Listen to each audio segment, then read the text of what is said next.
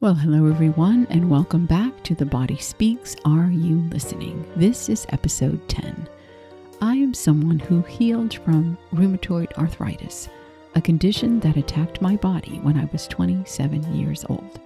Over the years of searching and learning and doing deep inner work, I discovered something that changed everything. The body is our alert system. And for a long time, my body had been trying to get my attention for decades before I finally understood what it was saying. I'm so glad you're here. I'm Susan, certified somatic trauma-informed coach, and the rest of my credentials are in the show notes below. Last episode, we sat with grief, gut health, guilt, and gout, 4G conditions, each one a different expression of something the body has been asked to hold for too long. If you missed that episode, particularly the guilt section, please go back and listen. The distinction between authentic guilt and installed guilt is one of the most important things this series has named. Throughout this series, we explored different physical symptoms, conditions, and diseases, not to replace your medical care, but instead to help you understand that your body is sending you alert signals, asking you to pay attention. Every symptom, every diagnosis, every condition that arrives is giving you a message from your body. And when you learn to understand that language, the whole picture of your healing begins to change. Today, we move into the H's, 4 conditions that between them touch on some of the most vital systems in the body. The heart that keeps us alive, the hormones that regulate everything, the thyroid that governs our pace, and the ears through which we receive the world. Heart conditions, hormonal imbalances, hyperthyroidism, and hearing loss. All 4 with emotional roots that run deeper than most medical conversations reach. So let's talk about the heart. The heart is not only the organ that keeps us alive, it is the one we reach for when we are trying to describe the deepest human experience. A broken heart, a heavy heart, a hardened heart, a heart that aches. The language we use tells us what we already know at some level, that the heart and the emotional world are not separate systems. They are one conversation. Medicine has now confirmed what traditional healing systems have known for years. Chronic emotional stress has a direct, measurable effect on the cardiovascular system. Cortisol and adrenaline, released in sustained quantities during prolonged stress, raise blood pressure, increase inflammation in the arterial walls, disrupt the electrical rhythm of the heart, and reduce heart rate variability, the measure of the heart's flexibility and resilience. A heart under chronic emotional stress is a heart under chronic physical load. And then there is broken heart syndrome. Stress cardiomyopathy is a recognized medical diagnosis in which intense emotional stress, grief, shock, fear, the end of a significant relationship, causes the heart muscle itself to weaken temporarily. The physical symptoms are indistinguishable from a heart attack, and the cause is emotion. The body does not distinguish between the loss of a person and the threat of physical danger. Both register as emergency.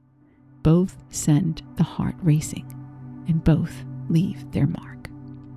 The heart is not metaphorically connected to our emotional world. It is literally, physiologically, measurably affected by what we feel and how long we feel it. A life of chronic emotional stress is a life of chronic cardiovascular load, and the body keeps the account. In the healing community specifically, the pattern I see most consistently in people with heart conditions is a long history of giving without receiving, of pouring out love, care, attention, and energy for decades in relationships that were not reciprocal, until the very organ of giving and receiving began to show the cost. The heart that has been in service to everyone else for a lifetime eventually speaks about what it was never given in return. Louise Hay describes heart conditions as long-standing emotional problems, lack of joy, and a hardening of the heart. And I think that phrase, hardening of the heart, is worth sitting with, not as a moral failing, but as a protective response. A heart that's been hurt enough, given enough without receiving, disappointed enough, betrayed enough, will eventually do what every other vulnerable thing does when it's not safe. It armors. It becomes more rigid, less open, less willing to risk the particular vulnerability of fully, completely loving. Now, in internal family systems, the armored heart is almost always a manager, a part that decided, based on very real experience, that staying open was too costly. And the exile underneath it, the one that still longs for the full, reciprocal, safe love it never fully received, is what the armor is protecting. So the question we're sitting with is, what has my heart been carrying that it was never designed to carry alone? And what would it feel like to begin letting some of that weight be shared? The chakra connection is the heart chakra. This is the energy center that governs love and grief, connection, and the full spectrum of our emotional life. When the heart chakra has been chronically under pressure, from loss, from giving without receiving, from the slow erosion of a relationship built on emotional imbalance, the physical heart can reflect that pressure in ways that are measurable and real. So the heart chakra asks, am I allowing love to flow both ways? Am I open to receiving as I am practiced at giving? The invitation is to place both hands over your heart and to feel the steady rhythm beneath your palms, and offer your heart something it may not have received in a really long time. Thank you. Thank you for keeping me here through everything. And I'm going to start making sure you're cared for. Now, the nervous system's contribution to heart conditions is one of the most well-documented relationships in medicine. Chronic activation of the sympathetic nervous system, the fight or flight branch, maintains elevated cortisol and adrenaline levels that directly stress the cardiovascular system over time. Heart rate variability, which measures the heart's ability to respond flexibly to changing conditions, is significantly reduced in people with chronic stress, trauma histories, and long-term emotional dysregulation. Research consistently shows that people who've experienced emotional abuse, coercive control, or prolonged relational stress have measurably poorer cardiovascular outcomes. The nervous system that never learned to fully rest is a nervous system that never fully allows the heart to rest. And the heart that never rests is the heart that eventually asks, through symptoms, for rest it was never given. And if there's a life lesson for heart conditions, particularly when they arrive after years of giving without receiving, often carry a life lesson about receiving, about recognizing that love is not meant to flow in only one direction, and that a heart continually depleted without replenishment eventually speaks about that depletion in the only language that cannot be ignored. The question worth sitting with is, where in my life have I been pouring out without allowing anything in? And what would it take to begin believing that receiving is not weakness, but the very thing that keeps the heart alive? Learning to connect with what your body's telling you is the first step. Omega-3 fatty acids, magnesium, and CoQ10 each have research supporting cardiovascular health.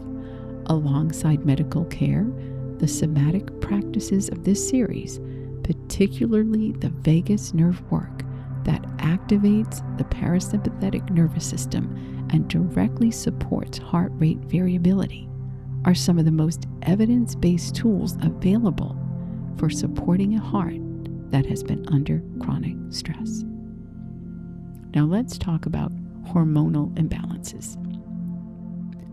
Hormones are the body's chemical messengers, the language through which the brain communicates with every organ and system in the body.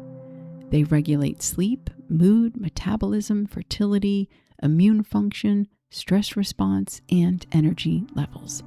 When they are in balance, the body hums along in relative harmony. When they are dysregulated, when the messaging system is disrupted, the effects are felt everywhere, in everything. And the thing that most disrupts hormonal balance beyond any dietary factor or environmental toxin is chronic emotional stress. The HPA axis, the hypothalamic pituitary adrenal system, is the body's primary stress regulation pathway. It is also the pathway through which the brain regulates most hormonal production, which means that a nervous system running chronically in fight, flight, or freeze or fawn is a nervous system sending chronic disruption signals through the very pathway that governs hormonal balance. Cortisol, the primary stress hormone, does not operate in isolation. When it is chronically elevated, as it is in people who have lived in prolonged emotional stress, it suppresses the production of estrogen and progesterone and thyroid hormones and insulin. It disrupts the circadian rhythm that governs sleep and wake cycles. It interferes with the gut's serotonin production. It affects the immune system, the inflammatory response, and the brain's ability to regulate mood. One hormone out of balance pulls the entire orchestra out of tune. Hormonal imbalance is not a random malfunction. It is the body's chemistry reflecting the chemistry of a life lived under sustained emotional pressure. The body's not confused. It is responding accurately to what it has been asked to process. For women specifically, and the majority of people seeking support with hormonal conditions are women, there is a particular pattern worth naming. The woman who has been everything to everyone, who has run on adrenaline for decades because rest was not available or did not feel permitted, who has had her emotional needs consistently unmet while being required to meet everyone else's. This woman's hormonal system is doing exactly what it was designed to do in the presence of sustained threat. It is redirecting resources from reproduction, rest, and repair toward survival. The hormonal imbalance is not a sign that something's gone wrong. It is a sign that the survival system has been running for too long. In IFS, I think of hormonal imbalances as connected to the manager who has been running everything, the part that has kept the entire system functional under impossible conditions, and that has been drawing on every available resource to do so. Eventually, the resources run thin, and the hormonal system, which requires a degree of physiological safety to function optimally, begins to show the cost. So the question worth sitting with is, where in my life has my body been running on emergency reserves rather than genuine nourishment? And what would genuine replenishment actually look like? So the chakra connection is sacral chakra and the solar plexus. The sacral chakra is below the navel, the reproductive hormones. Estrogen, progesterone, testosterone in its feminine expression are governed by the sacral chakra. When this center has been carrying long-held grief, unprocessed emotion, or a complicated relationship with the feminine body, the hormones it governs can reflect that dysregulation. The solar plexus chakra, which is the upper upper abdomen, the adrenal hormones, cortisol, adrenaline, DHEA, are solar plexus territory. A solar plexus depleted through years of suppressed personal power, chronic self-denial, and the ongoing effort of holding everything together with insufficient support produces exactly the adrenal and metabolic dysregulation that underlies so many hormonal conditions. So the invitation would be to breathe warmth into both the belly and the solar plexus simultaneously, and to ask with genuine curiosity, what does my body need most right now that it has not been receiving? Hormonal imbalances, particularly those that persist despite dietary and lifestyle changes, often carry a life lesson about the relationship between safety and biology. The body cannot produce hormones in optimal balance when it doesn't feel safe. And the life lesson is often about learning to create genuine inner safety, not the performance of calm while running on adrenaline underneath, but the real nervous system level experience of a life that is not in emergency. What would it take to feel genuinely, physiologically safe? Not just intellectually okay, but safe in the tissue, the cells, the endocrine system that is listening to everything. Learning to connect with what your body is telling you is the first step. Magnesium is essential for cortisol regulation, adequate sleep, real sleep, the kind episode 19 addressed, is one of the most powerful hormonal regulators available. And the nervous system work that runs through this entire series is working directly with the HPA axis every time the exhale is extended, every time the body is brought in to feel safety. Now let's talk about hyperthyroidism. The thyroid gland sits in the throat, right there at the front of the neck, at the center of the throat chakra, the energy center that governs expression, authentic voice, and the right to speak one's truth. In hypothyroidism, the overactive thyroid is the thyroid producing too much hormone, running at a pace that the body struggles to sustain. The heart races, the metabolism accelerates, the nervous system is in constant overdrive, sleep becomes elusive, and anxiety rides high. When I think about hyperthyroidism through the body's language, I think about what happens when something's been held back for too long and then finally breaks through. The emotion that was suppressed, the voice that was silenced, the authentic self that was kept carefully contained for years in the interest of keeping the peace or maintaining the relationship, finally moving. Not gently, not in a measured way, but with the speed and intensity of something that has been under enormous pressure for a really long time. Hyperthyroidism is often the body speaking at full volume about everything that was never allowed to be said. The gland that sits in the throat, the center of voice and expression, accelerating to the point of crisis, asking the question that the managed, contained, polished outer life never had room for. What would happen if I finally said what was true?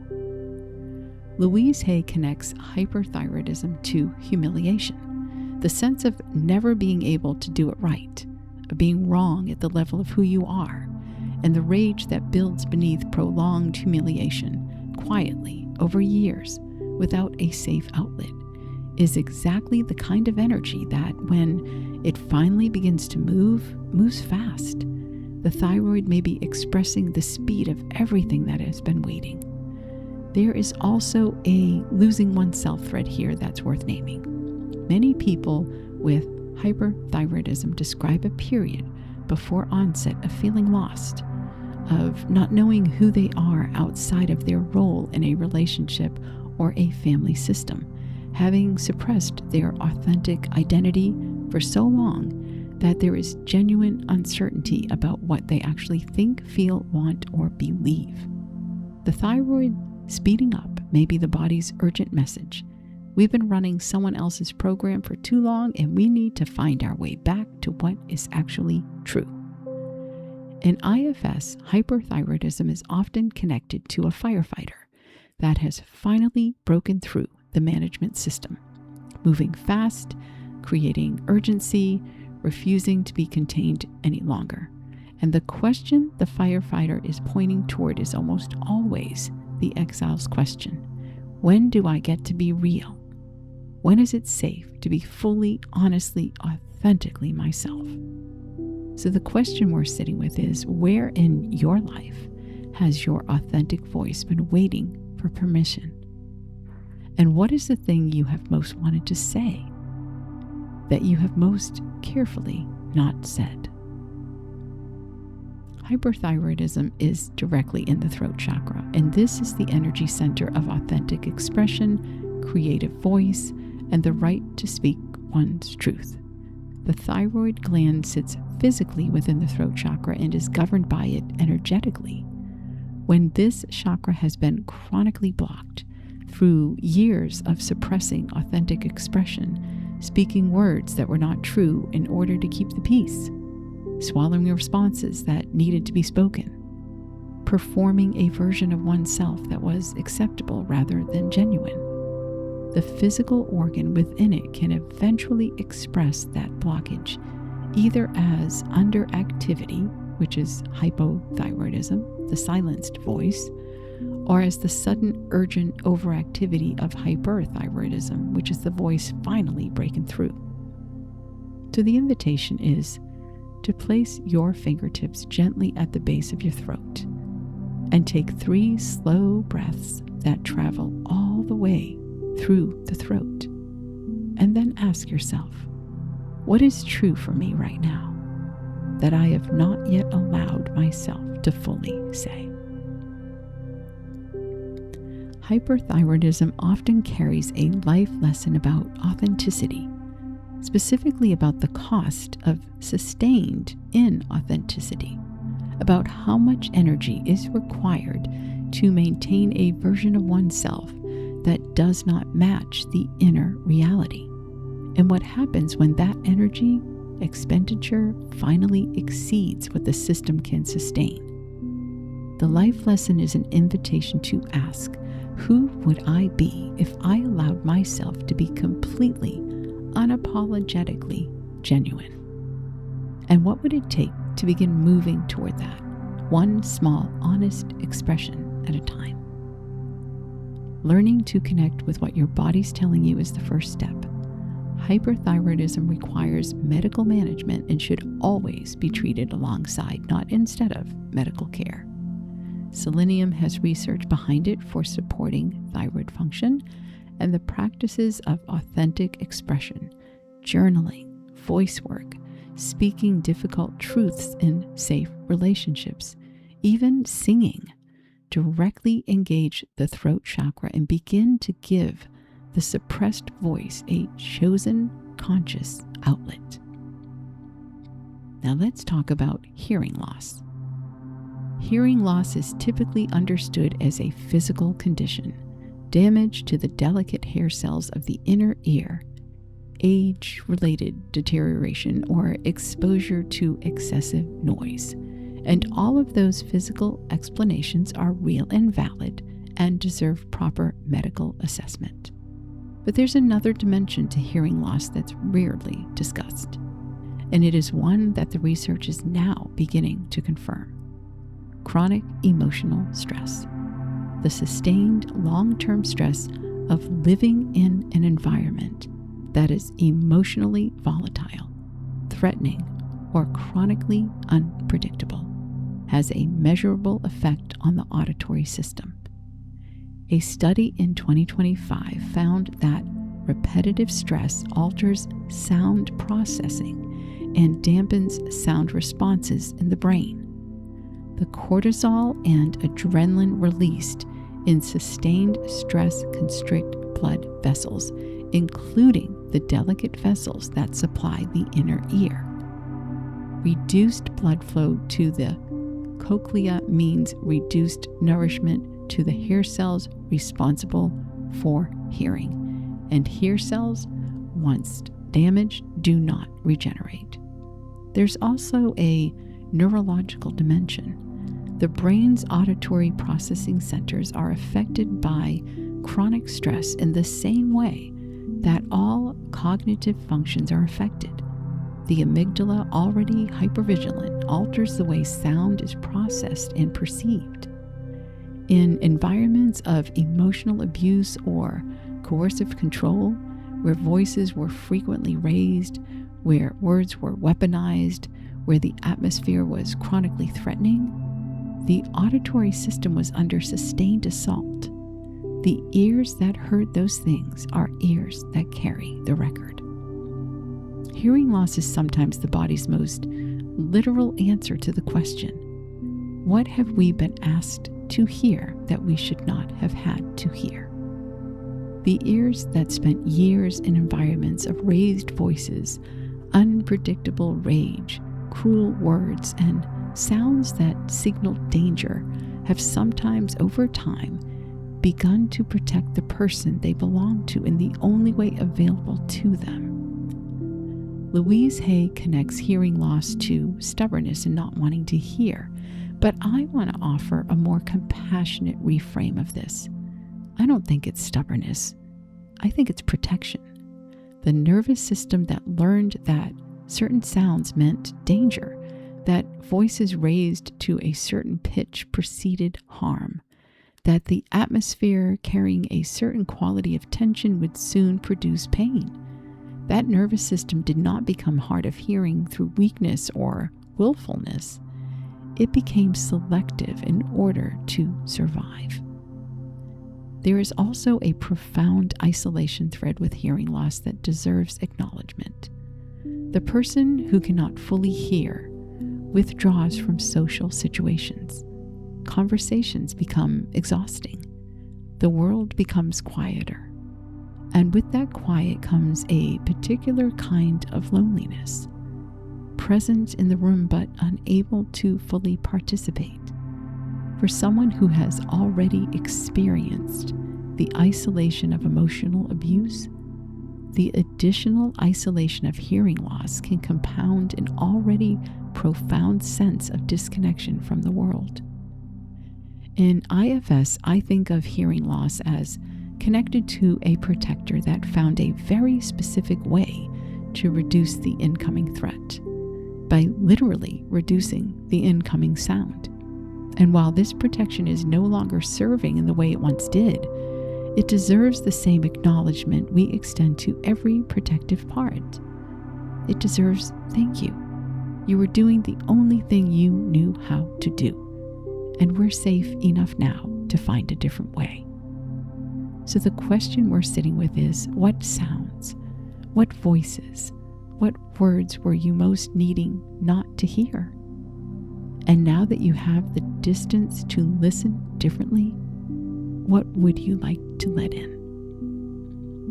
The chakra connection with hearing loss is the throat chakra and the third eye. The throat chakra, hearing and speaking, are two sides of the same communicative energy. When the throat chakra has been suppressed, when authentic expression has been silenced, or when what was received through the ears was consistently painful, both dimensions of communication, speaking and hearing, can be affected. The person who was not allowed to speak and who heard things they should not have had to hear carries a throat chakra that has learned to manage both inflow and outflow very carefully. And the third eye, which is the center of the forehead, it governs perception and inner knowing. In environments where what was heard was frequently contradicted, denied, or weaponized against the person who heard it, the third eye's trust in its own perceptions, including its auditory perceptions, can become diminished.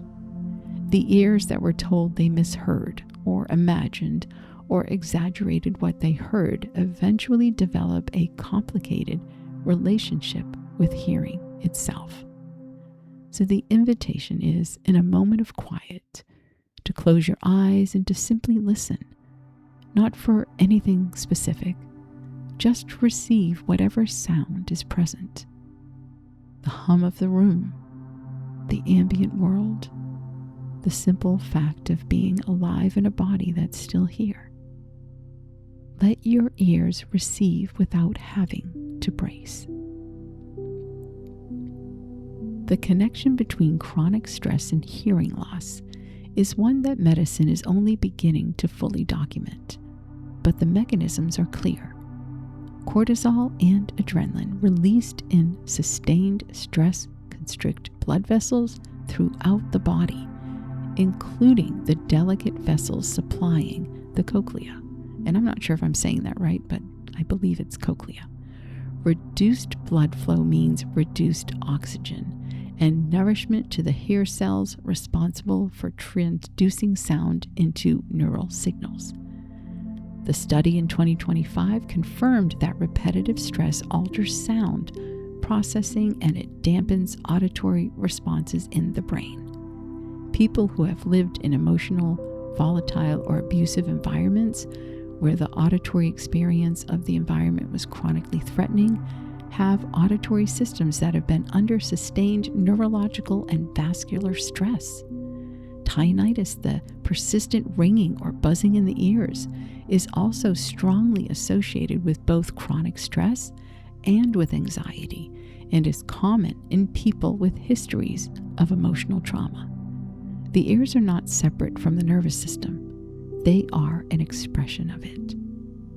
Hearing loss, particularly when it develops without clear acoustic cause, often carries a life lesson about the quality of what we allow ourselves to receive, about discernment, learning to distinguish between the sounds, voices, and words that nourish and the ones that deplete, and beginning to orient the whole system toward what is genuinely worth hearing.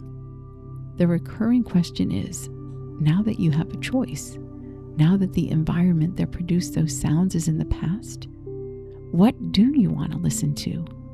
What voices, what music, what sounds in the world are genuinely yours to receive with pleasure and safety, with the ears that have always deserved better than what they were giving?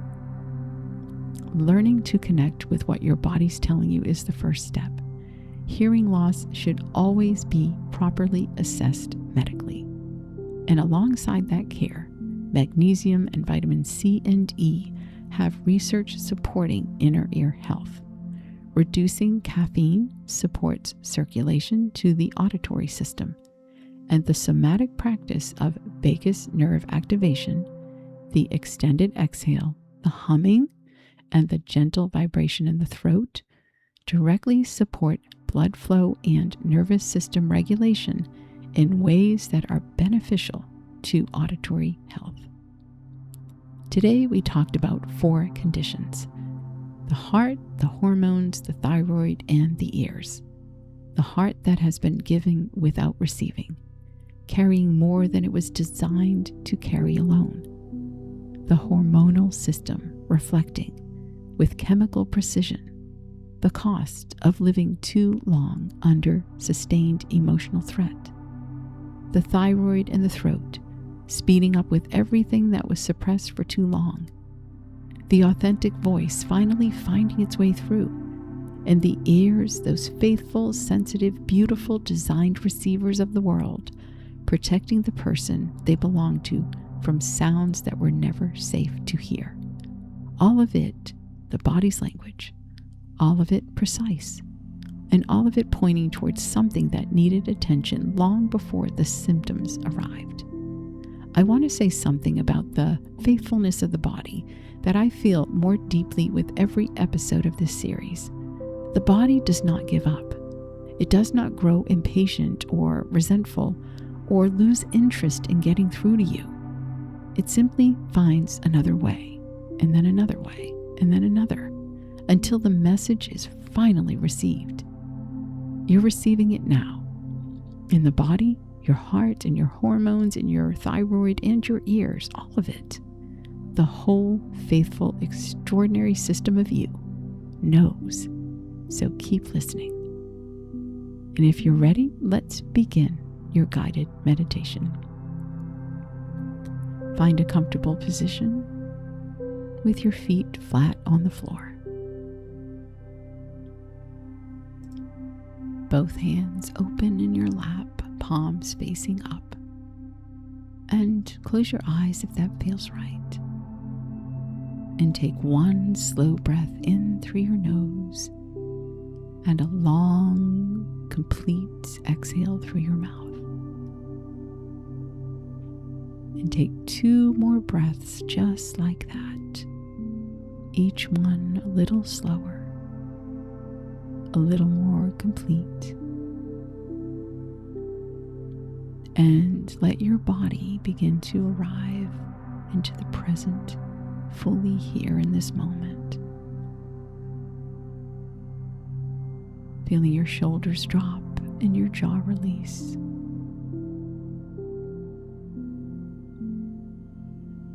Now bring your awareness gently to your heart,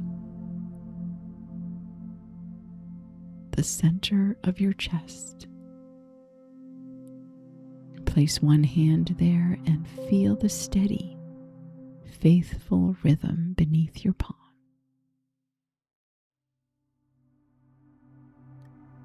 And think about everything this heart has pumped through. Every difficult year. Every morning it woke you up whether you asked it to or not. Every moment of grief it continued through. Every moment of joy it amplified.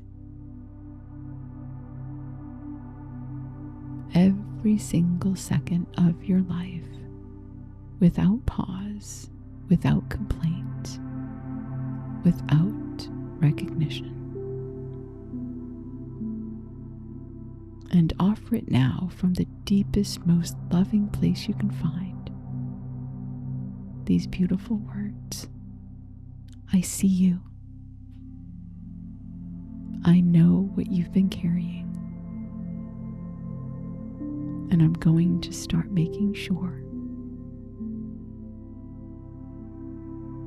that what flows through you is worth the effort. And breathe. Now bring your awareness to your belly, your hormonal center, the place where the body's chemical messengers are produced, regulated, and sent out to govern everything else. This is the center that has been in emergency mode, perhaps for a really long time. Go ahead and place your hand there and breathe warmth into it. And offer this system, your adrenals, your endocrine system, the whole intricate chemistry of you, something it has been asking for, yet rarely receiving. Offer it safety, not performance, not managed calm, but genuine, physiological. The emergency is over kind of safety. And breathe it in and let the belly receive it.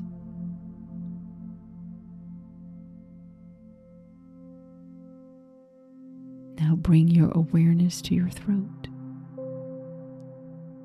the front of your neck where the thyroid sits, where the voice lives, where expression either flows freely or waits.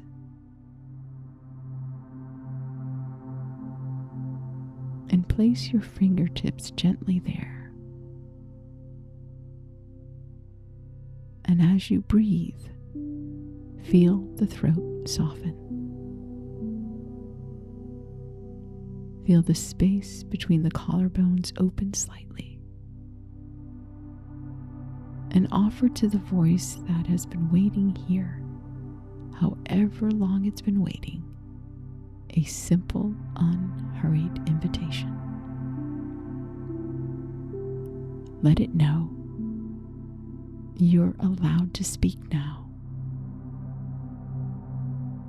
There is no danger in your truth here. What is real in you is welcome here. Take your time, but know that the door is open. And breathe.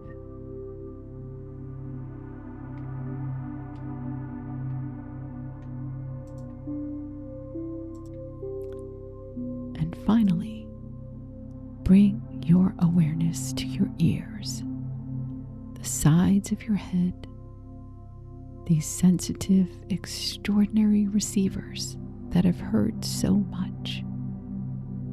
Beautiful things and difficult things, and things they should never have been asked to hold.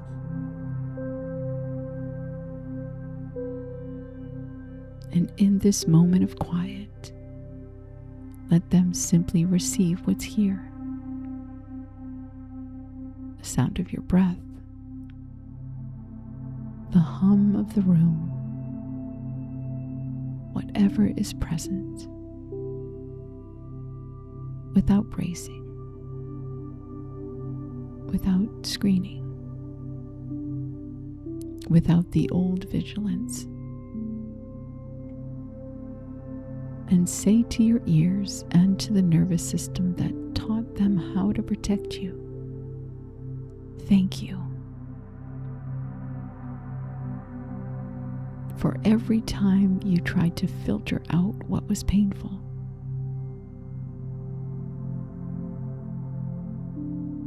For the faithfulness of your protection.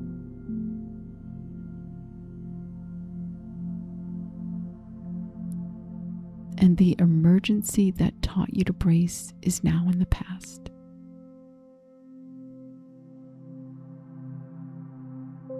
These ears are allowed to receive beauty now.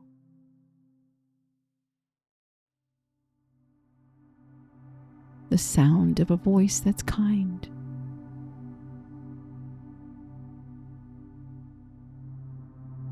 The sound of your own breath moving in and out. Reminding you that you're here and you're safe. And breathe. Now feel your entire body, from the heart, through the belly, through the throat, and through the ears. One system, one conversation, one extraordinarily faithful body that has been speaking to you through every symptom, every condition, every moment of discomfort for your entire life. Speak to all of this now, to God, the universe and source, to the intelligence that created every cell of your body and has never stopped working on its behalf. I'm learning to listen to all of you. I'm grateful for every message you have sent me. I am here. I'm not going anywhere.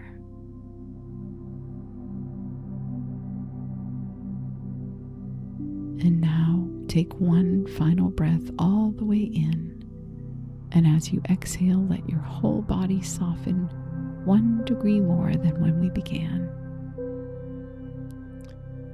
feeling your feet on the floor. Begin to slowly open your eyes when you're ready. Today we talked about 4 conditions: the heart, hormonal imbalances, hyperthyroidism, and hearing loss. All of them saying in their own way the same essential thing. I've been trying to tell you something for a very long time. Whatever is present for you today, whether one of these conditions is yours or belongs to someone you care about, please be gentle. This work is not about blame. It is about understanding. And understanding, when it arrives with compassion rather than judgment, is one of the most healing things there is. Next episode, we continue into the eyes. We will be talking about insomnia, inflammation, and irritable bowel syndrome. 3 more conditions that, when you understand the emotional root beneath them, will never look random again. You can find me here every week, offering you a safe place to land. And if you're ready to go deeper, if today gave you language to something, to your body that you've been carrying for years, I do offer one-on-one sessions, and all of that is in the show notes below. You can reach me through the website or my email. But before you go, I would love to hear from you in the comments. Did something land for you today? And which of these 4 conditions spoke to you about something you are going through or someone you care about is? If The Body Speaks is helping you understand your body, I hope you subscribe if you haven't already so that you never miss an episode. And if you would be so kind to leave a thumbs up, to leave a comment, to share with others, that would be wonderful. Remember, my friend, your body has always been on your side. Till next week, love and hugs.